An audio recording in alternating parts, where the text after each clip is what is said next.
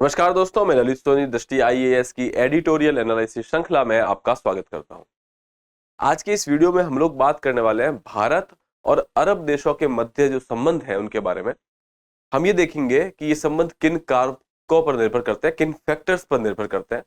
हम ये देखेंगे कि आज से 10 साल पहले जब से एनडीए की सरकार आई है उससे पहले ये संबंध कैसे थे, एनडीए गवर्नमेंट के बाद ये संबंध कैसे है, क्या फर्क आया है इन संबंधों में।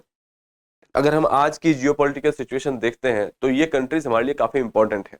ठीक है, हम देखेंगे कि ये कंट्रीज क्यों इंपॉर्टेंट हो जाती है और कैसे हमारे जो संबंध थे जो किसी टाइम पे उदासीन हुआ करते थे और अब बहुत ही अच्छे संबंध हो गए। हम ये कह सकते हैं कि हमारी पार्टनरशिप बहुत ही घनिष्ठ हो गई है। चलिए स्टार्ट करते हैं। आज की इस वीडियो का जो टाइटल है या आर्टिकल है वो इंडियन एक्सप्रेस से लिया गया है, जिसका टाइटल है एन अरेबियन वैलेंटाइन, और इसे लिखा है बहुत ही फेमस राइटर सी राजा मोहन ने। इनके आर्टिकल से हम लोग अपने मेंस में कोटेशंस भी देते हैं, इनका रेफरेंस दिया जाता है। अगर हम लोग बात करें पीएसआईआर ऑप्शनल की तो काफी एस्पिरेंट ऐसे होंगे जो इनसे परिचित भी होंगे।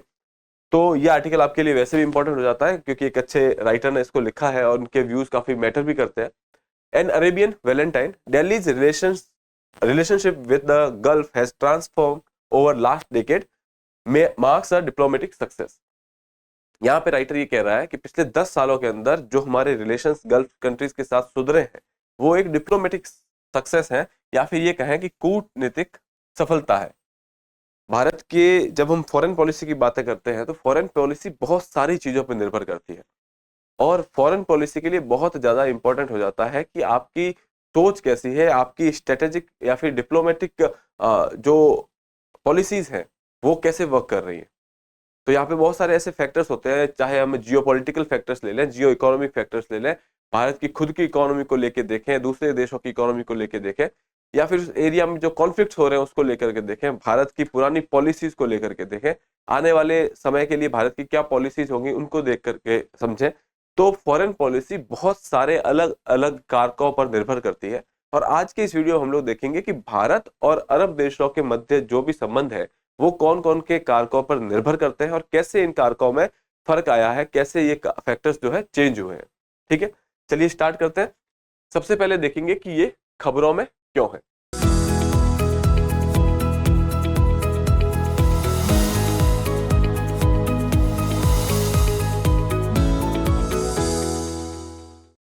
आपको पता होगा अभी recently prime minister UAE United Arab अमीरात विजिट पे गए थे, और ये विजिट इसलिए थी कि वहां पे एक हिंदू टेम्पल के इनॉग्रेशन के लिए उन्हें बुलाया गया था। और ये बात अपने आप में बहुत ही विचित्र है कि एक मुस्लिम प्रधान देश, जहाँ की आप यूं कह सकते हैं कि वो एक हिसाब से थियोक्रेसी है, जिसके देश का अपना एक धर्म है जो कि इस्लाम है, वहां पर वे पहला एक इतना बड़ा हिंदू मंदिर बन रहा है और उसके इनॉग्रेशन के लिए भारत के प्रधानमंत्री वहां गए हैं। ये अपने आप में एक सफलता है। उसके अलावा दूसरी बात देखें कि यूएई से वापस आते वक्त उन्होंने अपना एक स्टे कतर में भी किया। कतर भी हमारे लिए काफी इंपॉर्टेंट हो जाता है क्योंकि आपको पता होगा 3 महीने पहले हमारे एक्स इंडियन नेवी ऑफिसर्स को, लगभग 8 ऑफिसर्स को वहां पे फांसी की सजा सुनाई गई थी। उनपे इल्जाम था कि उन्होंने किसी फर्म के साथ मिल करके किसी तरीके की स्पाई एक्टिविटी में वो इन्वॉल्व थे, कोई जासूसी गतिविधियों में इन्वॉल्व थे, जिसकी वजह से उन्हें जो है फांसी की सजा सुनाई गई थी। अब सिंस सजा फांसी की थी तो ये बात भी तय है कि आरोप काफी गंभीर रहे होंगे, लेकिन ये आरोप पब्लिक डोमेन में नहीं आए क्योंकि उनके कोर्ट ने ये कहा कि सिंस इनका नेचर जो है सेंसिटिव है, इसलिए ये पब्लिक डोमेन में ये आरोप नहीं जाहिर किए जा पाएंगे। उसके बाद भारत सरकार ने अपनी बहुत सारे चैनल्स से बातचीत करी, डिप्लोमेटिक चैनल से बात हुई, विक्टिम्स के फैमिलीज ने भी आमिर, वहां कतर के आमिर के सामने एक मर्सी पिटिशन, दया की याचना भी की। इन सब चीजों के बाद अभी 2 दिन पहले उन 8 अभियुक्तों को फांसी की सजा जो है उनकी रद्द कर दी गई और उन्हें बाइज्जत बरी कर दिया गया। उनमें से 8 में से 7 लोग भारत वापस आ भी चुके हैं। अब यहाँ पे ये इंपॉर्टेंट हो जाता है कि कैसे किसी जासूसी एक्टिविटीज में पार्टिसिपेट करने वाले लोगों को फांसी की सजा होती है और फिर उन्हें बाइज्जत रिहा कर दिया जाता है। तो इसके पीछे नो डाउट भारत के डिप्लोमेटिक चैनल्स ने बहुत अच्छा काम किया होगा, भारत की एक्सटर्नल अफेयर्स मिनिस्ट्री ने अच्छा काम किया होगा, हमारे जो रिलेशंस हैं उनके साथ कुछ इस तरीके से मैनेज किए गए होंगे कि आखिर में कतर के जो कोर्ट है, कतर की अदालत ने उन्हें बाइज्जत बरी किया है। तो इसके पीछे बहुत सारे फैक्टर्स हैं, वो सारी चीजें आप लोग देखेंगे। तो ये खबरों में क्यों है? क्योंकि अभी प्रधानमंत्री ने रिसेंटली यूएई में विजिट की है और उसके बाद कतर में भी विजिट की है। इनकी अपनी अपनी अलग इंपॉर्टेंस है, जिसकी वजह से ये खबरों में है। और उसके बाद हम लोग देखेंगे लेखक का दृष्टिकोण क्या है। इस आर्टिकल को आप देख लीजिए, ये इंडियन एक्सप्रेस से लिया गया है, इसका ऑथर है सी राजा मोहन। और इस आर्टिकल को हम लोग धीरे धीरे पूरा देखेंगे और इसके अंदर देखेंगे कि राजा मोहन इसमें क्या कहना चाह रहे हैं। उसके बाद हम लोग एक अभ्यास प्रश्न की ओर बढ़ेंगे। चलिए तो स्टार्ट करते हैं हमारा डिस्कशन। खबरों में क्यों है, मैंने बताया हाल ही प्रधानमंत्री नरेंद्र मोदी संयुक्त अरब अमीरात यूएई और कतर का दौरा किया। अबू धाबी में बोचासनवासी अक्षर पुरुषोत्तम स्वामीनारायण मंदिर का उद्घाटन और इसी सप्ताह कतर में जासूसी के आरोप में पकड़े गए 8 भारतीय पूर्व नौसेना कर्मियों की रिहाई। दो अलग अलग तरीके की घटना है। अब एक तो घटना है कि यहाँ पे एक मंदिर का उद्घाटन किया गया एक मुस्लिम प्रधान देश के अंदर, और उसके बाद दूसरी घटना है कि भारत के पूर्व नौसेना के कर्मियों को फांसी की सजा से मुक्त कर दिया गया, उन्हें वापस भारत भेज दिया गया। ये दो अलग अलग घटना है, लेकिन अगर हम इनको साथ में लेकर के देखें तो आप यहाँ देखेंगे कि भारत की या फिर मोदी सरकार की कूटनीति के लिए एक बहुत बड़ी सफलता है। पिछले कुछ 10 सालों के अंदर इन्होंने जो भी स्टेप्स लिए, वो स्टेप्स कि आप ये कह सकते हैं कि वो जो बीज बोया गया था उसका रिजल्ट हमें यहाँ पे देखने को मिलता है कि हम ये कह सकते हैं कि भारत और अरब देशों के संबंध अब काफी मधुर हो रहे हैं, अच्छे हो रहे हैं। ठीक है, अब आते हैं हम लोग अपने आर्टिकल पे। इस आर्टिकल में बहुत सारे फैक्टर्स डिस्कस किए गए, मुख्य तौर पर 5 फैक्टर्स डिस्कस किए गए, हम लोग उनको देखेंगे। लेकिन पहले हम लोग यहाँ देख लेते हैं कि ये जो है स्टार्ट में इन्होंने इंट्रोडक्शन में यही बात की है कि कैसे वहां पे मंदिर की स्थापना की गई और कैसे कतर से 8 लोगों की फांसी की सजा माफ कर दी गई। ठीक है, इसके अलावा यहाँ देखने की बात यह है कि इसमें यह कहा गया था कि ये अपने आप में आश्चर्यचकित होने की बात है कि ऐसे कंट्रीज में जो मुस्लिम प्रधान है, वहां पे आधी से ज्यादा जनसंख्या जो है मुस्लिम है, वहाँ एक थियोक्रेसी का रूल है और वहां पे भारत का एक मुख्य मंदिर या फिर हिंदुओं का एक मुख्य मंदिर वहां पे स्थापित होता है। ये अपने आप में एक बहुत बड़ी बात है। आप यहाँ पे देख सकते हैं, इस चीज को आप देखेंगे सॉफ्ट पावर के रूप में। सॉफ्ट पावर का मतलब है कि डायरेक्ट किसी अथॉरिटी या स्टेट का इन्वॉल्वमेंट नहीं होता, लेकिन आपके पीपल टू पीपल कनेक्ट हो जो होते हैं, लोगों के बीच के जो कनेक्ट है या फिर आप यूं कहें कल्चरल कनेक्ट जो है, उनके बेसिस पे आपके दो देशों के बीच में म्यूचुअल ट्रस्ट कैसा है, एक दूसरे के ऊपर भरोसा कैसा है, उन बेसिस पे जो रिश्ते होते हैं, जो पावर, इसको सॉफ्ट पावर कहा जाता है। और इनके बेसिस पे जो रिश्ते बनाए जाते हैं वो डिप्लोमेटिक, आप ये कह सकते हैं रिश्ते अच्छे होंगे, क्योंकि यहाँ पे डायरेक्ट अथॉरिटी या हार्ड पावर नहीं है। ठीक है, तो ये कुछ इंट्रोडक्शन में यहाँ पे बात की गई। इसके अलावा भी बताया गया कि रिसेंटली ये कंट्रीज जो है, गल्फ की कंट्रीज या अरब कंट्रीज है, हमारे लिए इसलिए इंपॉर्टेंट हो जाती है कि आपने कभी एक टर्म सुना होगा स्विंग स्टेट्स। स्विंग स्टेट्स जो है अपने आप में छोटे स्टेट्स होते हैं, बड़े स्टेट्स नहीं होते, लेकिन छोटे स्टेट होते हैं, लेकिन इनकी महत्ता आज के दौर में काफी बढ़ गई है। ठीक है, जैसे कि कतर, जब हम इजराइल और हमास इश्यूज की बात करें तो कतर एक ऐसा देश था जो इन दोनों के बीच में वार्ताएं करवाने में भी सक्सेसफुल रहा है। ठीक है, तो ऐसे कंट्रीज काफी इंपॉर्टेंट हो जाते हैं, इनको स्विंग स्टेट्स कहा जाता है। तो हम लोग अरब देशों को स्विंग स्टेट के तौर पे भी देख सकते हैं। इसके अलावा भी अगर हम देखें, इनकी डायरेक्ट इन्वॉल्वमेंट भी काफी बढ़ रही है जब हम बात करते हैं जियोपॉलिटिकल अरेना की, जब हम बात करते हैं मिडिल ईस्ट की। जब आपने देखा इजराइल हमा वॉर जो है धीरे धीरे बढ़ने लगी, तो यूएई ने भी वहां पे काफी इंटरफेयर किया है। यूएई ने अभी अपना पक्ष सामने रखा है। सऊदी अरेबिया और जब हम कतर की बात करें तो ये कंट्रीज भी वहां पे काफी सफल साबित हुए हैं कि किसी तरीके से, चाहे यूनाइटेड स्टेट्स की ऊंगा असेंबली की बात हो, जनरल असेंबली की बात हो या सिक्योरिटी काउंसिल की बात हो, उन्होंने इस मुद्दे को वहां पे उठाया। ठीक है, तो इसलिए इनकी इंपॉर्टेंस बढ़ जाती है। उसके बाद आते हैं कि हम लोग Arabian gulf constitute one of the most significant gains for the diplomacy, Indian diplomacy in the recent decades. यहाँ पे बोला गया है कि पिछले लास्ट 10 सालों के अंदर, गत 10 सालों के अंदर अगर हम देखें तो अरब देशों के साथ हमारे संबंध एक सफल कूटनीति का एग्जाम्पल देते हैं। सफल क्यों है? क्योंकि जब हमने बोला कि 1991 से पहले, 1991 से पहले, जब हमने एलपीजी रिफॉर्म्स नहीं किए थे, उससे पहले तक हम लोग अपने घर के ही मुद्दों में फंसे हुए थे। हमने सोचा था हम अपनी इकोनॉमी को ओपन नहीं करेंगे और हम लोग बिना मतलब के बाहर के देशों के साथ भी जो है इंटरफेयर नहीं करेंगे। अब उस पॉलिसी के तहत हमने, आपको पता होगा कि नॉन अलाइनमेंट मूवमेंट था हमारा, जिसके तहत हम ज्यादा बाहर के देशों में इंटरफेरेंस नहीं करते थे और बाहर के देश भी हमारे यहाँ पे इंटरफेरेंस नहीं करते थे। ये हमारी कुछ पॉलिसीज रही है। उस टाइम पे जब हम बात कर रहे हैं इस पर्टिकुलर अरब नेशंस की, उस वक्त यहाँ पे यूएसए, रशिया का काफी डोमिनेंस हुआ करता था और भारत चाहता था कि हम यूएसए और रशिया दोनों ब्लॉक से दूर रहें, और इसके लिए हम लोग इनसे, इन कंट्रीज के जहां पे ये chaos क्रिएट हुआ था यूएसए और रशिया के द्वारा, तो हम लोग उनसे दूर रहे। दूसरा, इजराइल का इशू तब भी था, 1948 से इजराइल का इशू था और हम लोग पैलेस्टीन को सपोर्ट करते थे। तो हमने अपनी बातों में पैलेस्टीन को सपोर्ट तो किया है, लेकिन इस पे कोई कॉन्क्रीट एक्शन नहीं लिया। ठीक है, तो ये सारी चीजें थी जिसकी वजह से हमारे जो संबंध पहले थे वो इतने ज्यादा अच्छे नहीं थे, लेकिन बुरे भी नहीं थे। उसके बाद धीरे धीरे हमने देखा, जो यूपीए की गवर्नमेंट आती है 2005 के आसपास, जब यूपीए की गवर्नमेंट आती है 2013-14 तक, उस दौरान हमने देखा कि हमारे प्रधानमंत्री वहां पे लगभग 3 या 4 बार ही विजिट कर पाए। 10 साल की रिजिम में उन्होंने 4 बार विजिट की, तो इससे आपको लगता है कि उनकी इंपॉर्टेंस काफी कम है। जब हम बात करते हैं अभी करंट रिजिम की, एनडीए की रिजिम की, तो पिछले 10 सालों के अंदर प्रधानमंत्री मोदी कम से कम 15 बार इस एरिया में विजिट कर चुके हैं। इससे पता चलता है कि कैसे इस एरिया का महत्व रिसेंट टाइम में बढ़ गया है। तो ऐसे कुछ फैक्टर्स हैं जो यहाँ पे डिस्कस किए गए हैं, और उन्होंने बताया कि लगभग कुछ 5 फैक्टर्स हैं। हम उन 5 फैक्टर्स के बारे में यहाँ पे बात करेंगे। ठीक है, यहाँ पे दिया गया कि 5 फैक्टर्स अंडरलाइंस दिस ट्रांसफॉर्मेशन। हम उन 5 फैक्टर्स की बात करते हैं। सबसे पहला फैक्टर है डिप्लोमेटिक फैक्टर, या फिर आप कहें राजनयिक या फिर कूटनीतिक फैक्टर।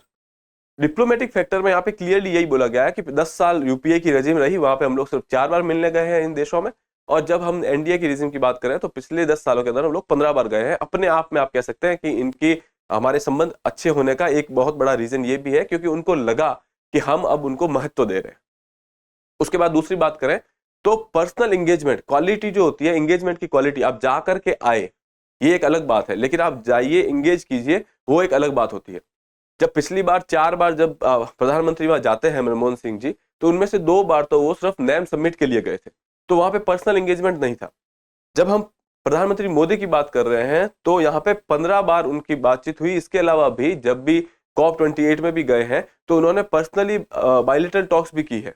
तो यहाँ पे एक पर्सनल एंगेजमेंट का बहुत बड़ा फैक्टर सामने आता है कि पर्सनल एंगेजमेंट इंपॉर्टेंट क्यों है, कि जब हम बात करते हैं इस एरिया की, तो गल्फ कंट्रीज के या अरब कंट्रीज के जो मोनार्क है, राजशाह है, वहां के शासक है, वो पर्सनल एंगेजमेंट को काफी वैल्यू करते हैं। क्योंकि पर्सनल एंगेजमेंट से आपस में बात करने से क्या होता है कि आपका भरोसा बढ़ता है, आपका म्यूचुअल ट्रस्ट जो है वो डेवलप होता है। जब म्यूचुअल ट्रस्ट डेवलप हो जाता है तो अरब कंट्रीज के शासक ये हमेशा प्रिफर करते हैं कि एक दूसरे के साथ बातचीत हो, म्यूचुअल ट्रस्ट हो, और अपनी पॉलिसीज को उसके हिसाब से डिसाइड करते हैं। ठीक है, तो इसलिए ये एक फैक्टर हमारे लिए काफी इंपॉर्टेंट हो जाता है, जो कि है डिप्लोमेटिक फैक्टर। और क्वालिटी ऑफ एंगेजमेंट के बारे में भी हमने बात कर ली है। उसके बाद अगला फैक्टर आता है आपका, जो कि पॉलिटिकल फैक्टर है, राजनीतिक फैक्टर। राजनीतिक आयाम या राजनीतिक फैक्टर्स की बात करें तो यहाँ पे जियो पॉलिटिक्स की बात हो रही है। जैसा कि मैंने बताया कि भारत इनके मुद्दों को लेकर संवेदनशील रहा है। पैलेस्टीन इश्यूज में भी भारत ने कहा है कि हम पैलेस्टीन का सपोर्ट करते हैं, पैलेस्टीनियंस को अपना एक देश मिलना चाहिए। ठीक है, लेकिन यहाँ पे बात यह हुई कि इसके रिगार्डिंग कोई ज्यादा कॉन्क्रीट स्टेप नहीं लिए गए, क्योंकि भारत ने हमेशा अपनी एक मिनिमम डिस्टेंस बना के रखी है कि हम आपके आंतरिक मामलों में इंटरफेरेंस नहीं करेंगे। उस टाइम पे नैम पॉलिसी के तहत यूएसए, रशिया, ये सारी कंट्रीज जो है यहाँ पे काफी एक्टिव थी। तो भारत चाहता था कि हम लोग इस जो प्रपंच में नहीं पड़ेंगे। तो इसकी वजह से हमने जब यूएसए और रशिया से दूरियां बनाने रखी, इजराइल से दूरियां बना के रखी, तो उस वक्त सिंस ये लोग इस एरिया में काफी एक्टिव थे तो हमने इनसे भी दूरियां बना के रखी। तो इसकी वजह से हमने पिछले कुछ सालों में इनसे काफी दूरियां बना के रखी। तो ये हमारा जियो पॉलिटिकल स्टेंस था आज से 15-20 साल पहले। लेकिन पिछले 10 सालों के अंदर आप देखेंगे तो हमने कुछ समिट्स की है, इनके साथ हमारे रिलेशंस अच्छे किए हैं, और हमने ये माना है कि ये स्ट्रेटेजिक पार्टनर है हमारे। इस पर्टिकुलर रीजन की बात करें, इस पर्टिकुलर क्षेत्र की बात करें, तो इनका सहयोग हमारे लिए काफी इंपॉर्टेंट है। तो फिर हमने क्या किया, तो उसके बाद हमने कुछ ग्रुपिंग्स की, जैसे I2U2। I2U2 के अंदर 4 देश शामिल है, जिसके अंदर एक है इंडिया, दूसरा है इजराइल, तीसरा है यूएसए, चौथा है यूएई। ये चारों देशों ने मिलकर के एक अपनी ऑर्गेनाइजेशन बनाई, एक ग्रुप बना दिया जो कि इस क्षेत्र में कोलैबोरेशन के बारे में बात करता है। तो यहाँ पे देखेंगे कि 2022 के अंदर जब ये ग्रुप बना तो हमें एक बात तो समझ में आई कि ये कंट्रीज हमारे लिए इंपॉर्टेंट है। यूएई काफी बड़ी कंट्री है, और जब हम बात कर रहे हैं इजराइल हमाज इश्यूज की, यूएई और कतर का से काफी ज्यादा था, तो इसलिए हमने इनको इंपॉर्टेंस देना स्टार्ट किया। इसके अलावा जब हम दूसरी बात करें तो अभी रिसेंटली आपने देखा होगा G20 समिट के अंदर हमने स्टार्ट किया एक India Middle East Europe economic corridor. Bharat, मध्य पूर्व देश और यूरोप के साथ इकोनॉमिक कॉरिडोर, आर्थिक आप ये कह सकते हैं गलियारा जो कहते हैं कॉरिडोर, मतलब इन चारों क्षेत्रों को, इन तीनों क्षेत्रों को कनेक्ट करने के लिए हमने एक इंफ्रास्ट्रक्चर प्रोजेक्ट लॉन्च किया G20 के अंदर, भारत की अध्यक्षता के अंदर ये लॉन्च किया गया। इससे भी एक बात साबित होती है कि ये क्षेत्र हमारे लिए अब बहुत ज्यादा इंपॉर्टेंट हो जाता है। ठीक है, तो ये कुछ पॉलिटिकल ऐसे डेवलपमेंट्स थे, ये या फिर ऐसे कहें कि पॉलिटिकल फैसले थे जिसकी वजह से इन देशों को लगा कि हम भारत के लिए अब इंपॉर्टेंट हो रहे हैं। ठीक है, इसके अगला जो आवाम यहाँ पे हम देखें कि जो फैक्टर है वो है इंडिया का पास्ट में इम्प्रैक्टिकल अप्रोच। पास्ट में इम्प्रैक्टिकल अप्रोच क्या है हम देखते हैं कि आपको पता है पार्टीशन हुआ, पार्टीशन में जो धर्म के आधार पर भारत के दो टुकड़े किए गए, भारत और पाकिस्तान। पाकिस्तान का देश का एक अलग धर्म है जो इस्लाम है, तो इस्लाम के आधार पर पाकिस्तान की स्थापना की गई। तो ये जो कंट्रीज है यूएई या अरब की कंट्रीज है, ये सारी कंट्रीज का एक कल्चरल वैल्यू जो है वो पाकिस्तान के साथ रिजेंबल करती है। या फिर अगर हम धर्म की भी बात करें तो इन सब कंट्रीज का जो धर्म है, देश का धर्म है, वो इस्लाम है और पाकिस्तान का भी इस्लाम है। तो हमें ऐसा लगा कि सिंस इनकी एफिनिटी इस्लाम के साथ ज्यादा है तो ये पाकिस्तान के साथ ज्यादा एंगेज करेंगे, और पाकिस्तान के साथ एंगेज करेंगे और हमारे और पाकिस्तान की नहीं बन रही है तो हम लोग इनसे थोड़ी दूरी बना के रखेंगे।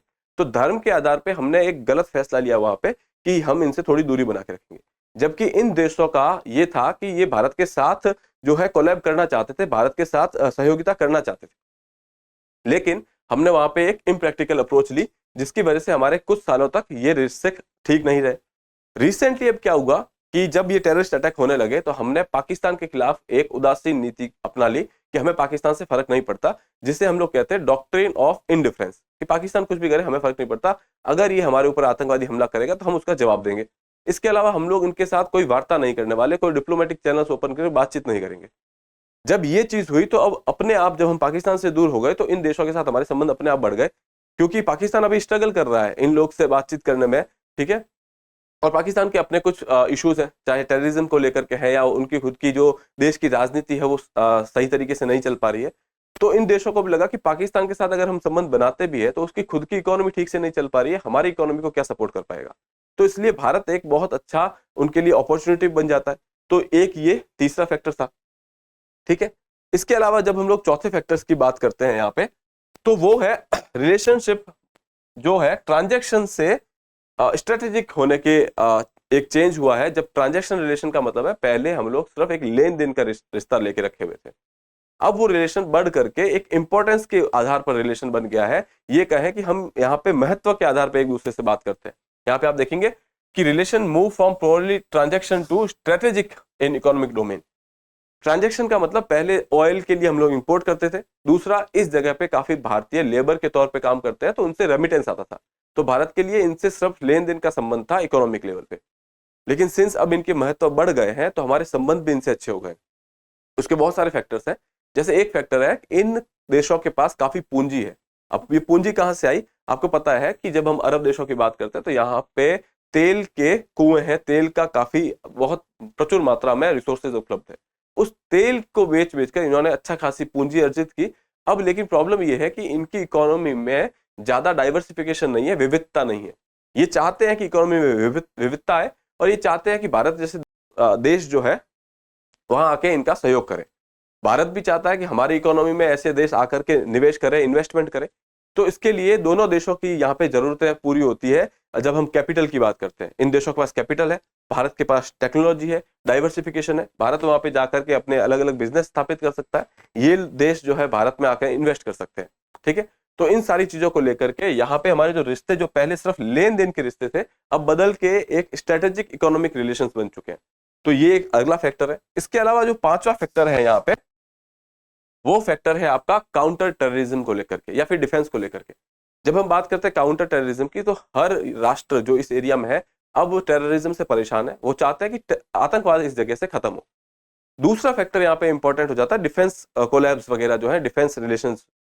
अभी इन देशों के साथ हमारे डिफेंस रिलेशंस उतने अच्छे नहीं है, लेकिन ये देश चाहते हैं अपने डिफेंस को मजबूत करना, इकोनॉमी को डाइवर्सिफाई करना। तो इसलिए अब हो सकता है कि आने वाले टाइम में हमारे डिफेंस को लेकर भी कोऑपरेशन अच्छा बढ़े।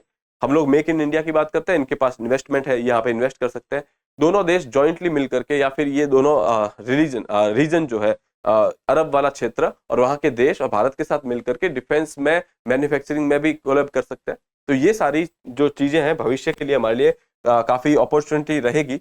तो इस मामले में भी ये पांचवा फैक्टर है जहां पे आतंकवाद को हटाना और दूसरा डिफेंस रिलेटेड जो आपकी कोलैबोरेशंस है वो काफी इंपॉर्टेंट है। तो ये कुछ फैक्टर्स थे जिसकी वजह से अब भारत और अरब देशों के संबंध काफी अच्छे हो गए हैं। अब आगे क्या, आगे अगर हम लोग कंक्लूजन के तौर पे देखें तो आगे ये है कि अब भारत के लिए जो हम लोग अरब देशों को लेकर के एक नया एजेंडा बना रहे हैं, जैसे ही आपको पता है जनरल इलेक्शंस होंगे, सरकार बदलेगी, तो अरब देशों को लेकर के हम लोग जो नया एजेंडा बनाएंगे उसके अंदर इन अरब देशों की कोलैबोरेशंस हमको बढ़ानी होगी, इनके महत्व को समझना होगा और इन देशों के साथ मिल करके उन क्षेत्रों पे भी काम करना होगा जो पीछे रह गए, जैसे कि डिफेंस। और जो क्षेत्र काफी अच्छा कर रहे हैं जैसे कि हमारे इंपोर्ट एक्सपोर्ट, हमारे प्रोजेक्ट्स वगैरह जो है उनके ऊपर और ध्यान देने की जरूरत है। ठीक है, तो इसी तरह हमने बताया कि कैसे ये देशों के संबंध, अरब देशों के संबंध भारत के साथ भारत की कूटनीति का एक सफल एग्जाम्पल है। यही था हमारे आज के डिस्कशन में। अब हम एक अभ्यास प्रश्न की ओर बढ़ते हैं। तो आपके अभ्यास के लिए प्रश्न है, what does I2U2 group stand for. यहाँ पे ये प्रश्न इंग्लिश में इसलिए रखा गया है कि आप कुछ ऐसी टर्मिनोलॉजी है जिससे आप काफी सहज हो जाए अंग्रेजी को भी लेकर के। तो यहाँ पे आप देखेंगे कि कुछ ऑप्शंस दिए गए आपके, इसके अंदर कुछ कंट्रीज मेंशन की गई है और यहाँ कहा गया है कि I2U2 जो ग्रुप है ये इसके अंदर कौन कौन सी कंट्रीज शामिल है। तो आपके इस बारे में हम लोग चर्चा कर चुके हैं। आपको सही उत्तर चुनना है और उसका रिप्लाई जो है कमेंट बॉक्स में करना है। इसी के साथ मैं आपकी आज्ञा चाहूंगा, मैं फिर मिलूंगा आपसे अगले एपिसोड में। तब तक के लिए have a good day, thank you. Dear viewers, अपने एग्जाम की तैयारी को और बेहतर करने के लिए हमारे चैनल को लाइक, शेयर और सब्सक्राइब करना न भूलें।